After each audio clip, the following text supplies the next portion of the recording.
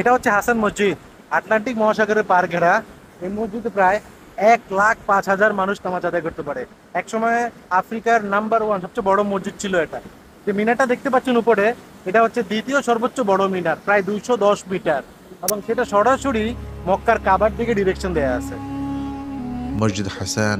চমৎকার এই মসজিদটি মরক্কোর কাসাব্লাঙ্কায় আটলান্টিক মহাসাগরের পাশ ঘেঁষে অবস্থান করছে। মরক্কোর রাজা হাসান দ্বিতীয় এই মসজিদ নির্মাণের ধারণা দেন এবং ফরাসির স্থপতি মাইকেল পিনশো 1986 সালে এর নির্মাণ কাজ শুরু করেন। মসজিদের 1/3 মহাসাগরের উপর নির্মিত।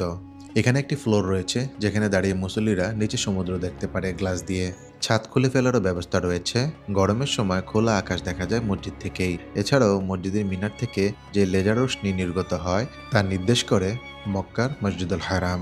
ঐতিহ্যবাহী মরক্কান আরব ও আন্দালুসিয়ান স্টাইলে তৈরি হয়েছে এই মসজিদ। এই মসজিদ নির্মাণে ব্যবহৃত হয়েছে পাথর, মার্বেল, সেডার কাঠ ও মোজাইক টাইলস। মসজিদের ভেতরে রয়েছে দৃষ্টিনন্দন আরবি ক্যালিগ্রাফি, জ্যামিতিক নকশা ও চিত্রকলা। আধুনিক প্রযুক্তির সঙ্গে ইসলামিক ঐতিহ্যগত নকশার সমন্বয়। এখানে মুসলিম এবং অমুসলিম সবাই প্রবেশ করতে পারে শালীন কাপড় পরিধান করে। শুধু ধর্মীয় নয়, বরং সাংস্কৃতিক ও স্থাপত্যশৈলী দিক থেকেও একটি বিশ্বজুড়ে প্রশংসিত স্থান। মরক্কোর গর্ব এবং ইসলামী জগতের এক অনন্য নিদর্শন।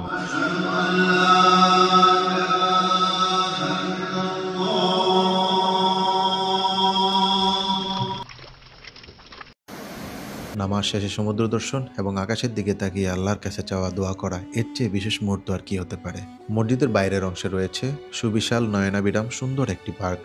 পরিবারের সাথে সময় কাটানোর জন্য মরক্কোর অসংখ্য মানুষ এখানে চলে আসে প্রতিদিন বিকেলবেলা। এটি মরক্কোর অন্যতম দর্শনীয় স্থান যেখানে হাজার হাজার পর্যটক প্রতি বছর ঘুরতে আসে।